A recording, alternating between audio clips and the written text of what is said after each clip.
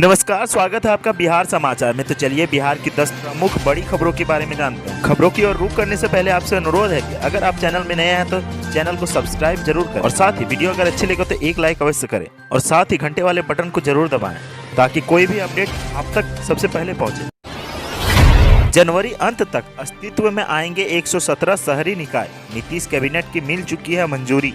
इस माह के अंत में राज्य में 117 नए शहरी निकाय अस्तित्व में आ जाएंगे। नए निकायों को बिहार कैबिनेट की मंजूरी के बाद वहां दावा आपत्तियों का सिलसिला शुरू हो गया है। 1 महीने के अंदर यह प्रक्रिया पूरी हो जाएगी। फिर नए निकायों में नए वार्डों का निर्धारण और क्षेत्र विस्तार वाले निकायों में वार्डों का नए सिरे से परिसीमन होगा। राज्य सरकार ने दिसंबर के अंतिम सप्ताह में 2 चरणों में 117 नए निकायों के गठन को मंजूरी दी थी।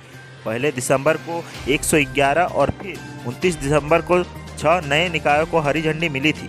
इनमें 109 नई नगर पंचायत और 8 ग्राम पंचायतों को सीधे नगर परिषद का दर्जा दिया गया था। 32 नगर पंचायत अपग्रेड कर नगर परिषद और 5 परिषदों को नगर निगम का दर्जा दिया गया। 5 नगर परिषद अपग्रेड कर नगर निगम बनाए गए हैं। इसके अलावा अप्रैल में स्वीकृत सीतामढ़ी नगर निगम को भी हाल ही में विधिवत अधिसूचित कर दिया गया। पटना एम्स के बाद आईजीआईएमएस में खुली बिहार की दूसरी पोस्ट कोविड क्लिनिक। आईजीआईएमएस में शनिवार को पोस्ट कोविड क्लिनिक की शुरुआत हुई। पहले दिन 8 मरीजों ने इलाज कराया। इनमें 3 महिलाएं थीं। सभी मरीज पटना के ही थे।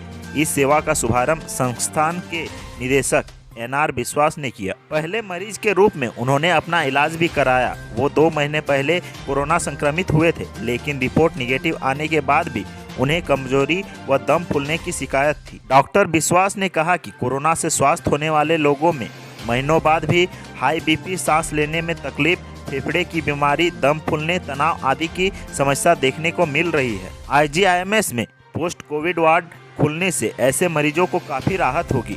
उनका इलाज एक ही छत के नीचे हो सकेगा। कोरोना संक्रमित मरीजों के लिए यह राज्य की दूसरी पोस्ट कोविड क्लिनिक है। सबसे पहले पटना एम्स में पोस्ट कोविड क्लिनिक खुली थी। अस्पताल अधीक्षक डॉक्टर मनीष मंडल ने बताया कि इस क्लिनिक में एक ही छत के नीचे medicine, neuro medicine, cardiology, palmo medicine, मनोरोग और फिजियोथेरेपी के विशेषज्ञ चिकित्सकों की सेवा मरीजों को मिलेगी। बिहार के स्वास्थ्य मंत्री ने बताया, पहले चरण में स्वास्थ्य कर्मियों को लगेगा कोरोना का टीका, तैयारी पूरी। बिहार के स्वास्थ्य मंत्री मंगल पांडे ने शनिवार को राजधानी पटना स्थित शास्त्री नगर अस्पताल में कोरोना टीकाकरण के पूर्वाभ्यास का निरीक्षण किया। इस दौरान उन्होंने कहा कि राज्य में सबसे पहले कोरोना का वैक्सीन स्वास्थ्य कर्मियों को लगेगी। सरकार ने इसके लिए तैयारी पूरी कर ली है। मंत्री ने बताया कि जिन कर्मियों को टीका लगाना है उनकी लिस्ट भी तैयार कर ली गई है। हेल्थ केयर वर्कर्स के मोबाइल फोन पर मैसेज भेजकर उन्हें टीकाकरण की सूचना दी जाएगी। शनिवार को देशव्यापी चल रहे कोरोना टीकाकरण के ड्राई रन के लिए बिहार के 3 जिलों का चयन किया गया। पटना, जमुई और पश्चिम चंपारण के बेतिया में टीकाकरण का पूर्वाभ्यास शुरू हो चुका है। इसी सिलसिले में स्वास्थ्य मंत्री मंगल पांडे शास्त्री नगर स्थित अस्पताल में जायजा लेने के लिए पहुंचे थे। पटना के 3 प्राथमिक स्वास्थ्य केंद्रों व अस्पताल में टीकाकरण का पूर्वाभ्यास चल रहा है। इनमें फुलवारी शरीफ अस्पताल, दानापुर अनुमंडलीय अस्पताल व शास्त्री नगर अस्पताल शामिल है। पश्चिमी चंपारण के बेतिया के पीएचसी, चनपटिया पीएचसी, मझौलिया व बेतिया शहरी अस्पताल तथा जमुई के बहुउद्देशीय स्कूल जमुई +2 स्कूल जमुई और ऑक्सफोर्ड स्कूल जमुई में पूर्वाभ्यास जारी है।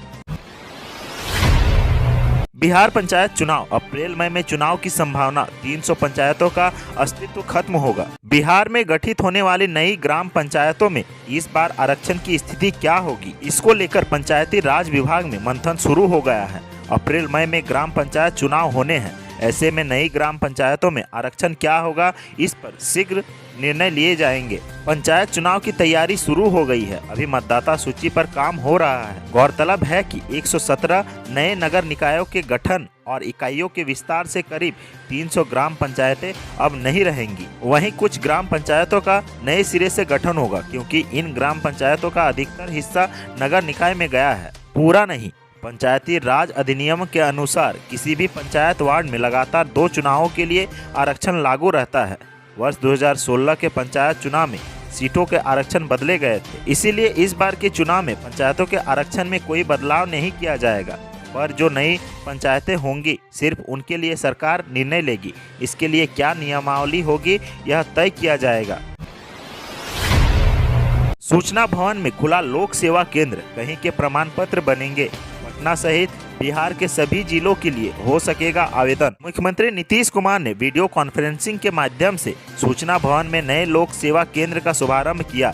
इस लोक सेवा केंद्र पर पटना सहित राज्य के किसी भी अंचल से संबंधित जाति, आय, आवासीय, राज्य, नॉन क्रीमी लेयर तथा आर्थिक रूप से कमजोर वर्ग का प्रमाण पत्र बनवाने के लिए आवेदन दिया जा सकता है। राज्य के किसी भी अंचल से प्रमाण पत्र बनवाने के लिए यदि कोई आवेदन पत्र दिया गया तो उसकी पावती को दिखलाकर इस केंद्र से प्रमाण पत्र प्राप्त किया जा सकता है।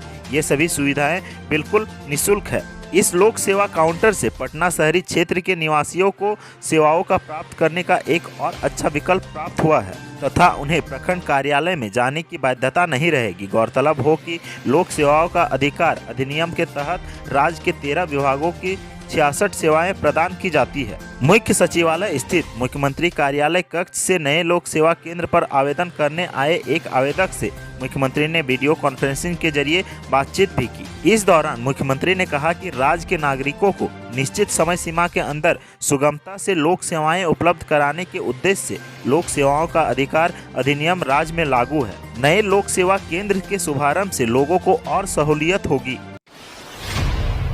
पटना मेट्रो के लिए अधिग्रहित होगी 76 एकड़ जमीन। जिला प्रशासन ने खर्च का ब्यौरा नगर विकास विभाग को भेजा। पटना मेट्रो के लिए रानीपुर और पहाड़ी मौजा में लगभग 76 एकड़ जमीन अधिग्रहित की जाएगी। इस दिशा में काम शुरू हो गया है। जिला प्रशासन ने भूमि अधिग्रहण में आने वाले खर्च का ब्यौरा नगर विकास विभाग को भेज दिया है। अधिकारियों का कहना है कि रानीपुर और पहाड़ी मौजा में जिन लोगों का जमीन है उसे अधिग्रहण करने के लिए प्रक्रिया शुरू कर दी गई है। नगर विकास विभाग द्वारा भूमि अधिग्रहण में आने वाले खर्च की राशि उपलब्ध करा देने के बाद संबंधित किसानों को नोटिस दी जाएगी। उसके बाद इस एरिया में भूमि अधिग्रहण का काम शुरू हो जाएगा। जिला भू अर्जन पदाधिकारी पंकज कुमार ने बताया कि रानीपुर में पटना मेट्रो का डिपो बनाया जाना है। यहाँ पटना मेट्रो में लगने वाला उपकरण को शुरुआती दौर में रखा जाएगा। इसके बाद जब पटना मेट्रो की शुरुआत होगी तो यह स्टेशन के रूप में विकसित हो जाएगा, लेकिन शुरुआती दौर में मेट्रो में बड़े पैमाने पर काम होना है, इसीलिए भूमि अधिग्रहित की जा रही है। जेडीयू बीजेपी के ऑल इज वेल को ऑल इज नॉट वेल बताने पर तुला विपक्ष। जानिए अब क्या बोले नेता। अरुणाचल प्रदेश में जदयू के 6 विधायकों के भाजपा में शामिल होने के बाद बिहार में कोई नया सियासी संकट न खड़ा होने देने को लेकर दोनों पार्टियों के नेता काफी सतर्क नजर आ रहे हैं। सीएम नीतीश कुमार से लेकर उनकी पार्टी के तमाम नेता ऑल इज वेल बताने में जुटे हैं, लेकिन विपक्ष है कि मानने को तैयार नहीं। उनके नेता बार बार एनडीए में नीतीश कुमार के अपमान का सवाल उठा रहे हैं और बताने पर तुले हैं कि बिहार में ऑल इज नॉट वेल। खासकर शुक्रवार को पूर्व मुख्यमंत्री राबड़ी देवी का बयान आने के बाद राजद नेताओं ने खुलकर यह दांव चलना शुरू कर दिया है। शुक्रवार को अपने जन्मदिन पर पत्रकारों से बात करते हुए राबड़ी देवी ने कहा था कि जरूरत पड़ी तो नीतीश कुमार को दोबारा महागठबंधन में शामिल करने के लिए राजद के नेता आपस में विचार विमर्श कर निर्णय लेंगे। उन्होंने कहा था कि भाजपा बिहार में भी वही कर सकती है जो उसने अरुणाचल में किया। भाजपा जब कर देती है तब पता चलता है। नीतीश कुमार की महागठबंधन में वापसी की संभावनाओं पर राबड़ी देवी ने कहा था कि आवश्यकता पड़ी तो इस बारे में पार्टी के नेता आपस में विचार विमर्श करके निर्णय लेंगे। बिहार के 300 मुखिया के लिए बुरी खबर, इस बार नहीं लड़ पाएंगे चुनाव। जानिए क्यों आएगा ऐसा संकट। बिहार के लगभग 300 मुखिया के लिए एक बुरी खबर है। हम ऐसा इसीलिए कह रहे हैं क्योंकि अब वे मुखिया नहीं रह पाएंगे। दरअसल वे अब चुनाव ही नहीं लड़ पाएंगे। वे अब तक मुखिया हैं लेकिन आगे मुखिया नहीं रह पाएंगे। मुखिया के साथ साथ सरपंच, वार्ड सदस्य, पंच और पंचायत समिति के लिए भी ऐसा ही संकट आने वाला है। हम आपको बता दें कि बिहार में अब लगभग 8000 ही मुखिया होंगे क्योंकि 300 पंचायतों का अस्तित्व खत्म होने जा रहा है। जैसा कि आप सब लोग जानते हैं कि राज्य में अब 117 नए नगर निकायों का गठन होने जा रहा है। इतना ही नहीं, कई नगर निकायों का तो विस्तार भी होने वाला है और यही मुख्य कारण है कि करीब 300 ग्राम पंचायतें अब नहीं रहेंगी, यानी कि इनका अस्तित्व खत्म हो जाएगा। बिहार में इंजीनियरों ने की नियमित प्रमोशन की मांग। बेसा ने नीतीश सरकार को लिखा पत्र। बिहार में इंजीनियरों ने नियमित प्रमोशन की मांग की है। नियमित प्रोन्नति को लेकर बिहार इंजीनियरिंग सर्विस एसोसिएशन ने नीतीश सरकार के सामने इसकी मांग रखी है। बिहार अभियंत्रण सेवा संघ के महासचिव डॉक्टर सुनील कुमार चौधरी ने अभियंताओं को नियमित प्रोन्नति देने की मांग करते हुए कहा कि अभी वर्तमान में अभियंताओं को प्रोन्नति न देकर अपने कार्य के अतिरिक्त उच्च स्तर कार्य करने की अधिसूचना जारी की जाती है, जो प्रोन्नति के स्वरूप के साथ मजाक है।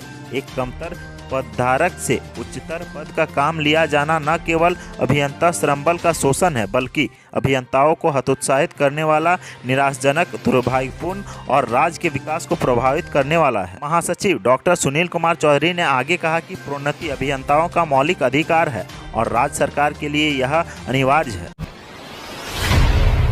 बिहार में न्यूनतम तापमान में गिरावट से बड़ी ठंड, 2 दिनों तक छाएंगे हल्के बादल। बिहार में पिछले 24 घंटों में मौसम शुष्क रहा और ठंड बढ़ी है। पटना और गया सहित कई शहरों के न्यूनतम तापमान में गिरावट दर्ज की गई है।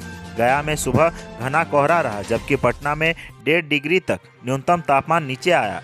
शुक्रवार को पटना का न्यूनतम तापमान 7.4 डिग्री था, जो शनिवार को 6.1 डिग्री तक पहुंच गया। पिछले 3 दिनों में पारा 3 डिग्री तक गिरा है। तो आज के सुर्खियों में बस इतना ही। बिहार से जुड़ी खबरों के लिए सब्सक्राइब करें हमारे चैनल को और साथ ही साथ अपने दोस्तों और रिश्तेदारों में शेयर जरूर करें। धन्यवाद।